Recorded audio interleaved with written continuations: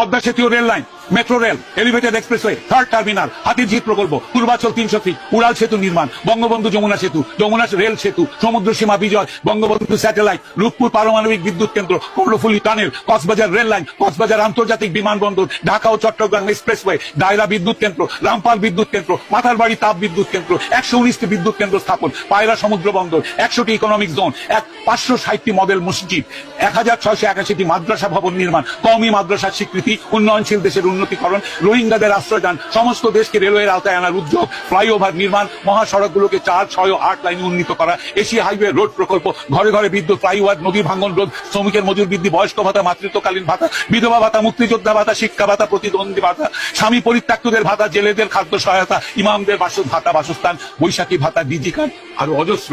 আমার দম কুলাচ্ছে না এতগুলো পড়তে। 15 বছরে যদি এতগুলো কাজ কেউ করে থাকে, তাকে কোন চক্রান্তকারী এই টাকা পাচার করার দেয়? আর সে যদি ডিক্টেটর হয়, খুব ভালো করেছে। বাংলাদেশের গত 10 মাসে প্রমাণিত যে বাংলাদেশের ডিক্টেটরশিপ না থাকলে যে কোনো মানুষকে মব লিঞ্চিং করবে, ধর্মের নামে করবে, হিন্দু বলে করবে, কপালে টিপ পরেছে বলে করবে, মাথায় হেজাব দেয়নি বলে করবে, মাথায় টুপি পরেনি বলে করবে, মাথায় জটা থাকলে করবে, মাজারে বসে ফকির হলে তাকে মারবে। মেরেছে, হাজার হাজার মানুষ মেরেছে এরা। ডিক্টেটরশিপ ছাড়া এটা কোনোদিনও কন্ট্রোল সম্ভব নয়। খুব ভালো করেছেন আওয়ামী লীগ শেখ হাসিনা ডিক্টেটরশিপ করে। তার উচিত ছিল আরো ডিক্টেটরশিপ করে এগুলোকে দমন করা। এইটাই আমি মনে করি।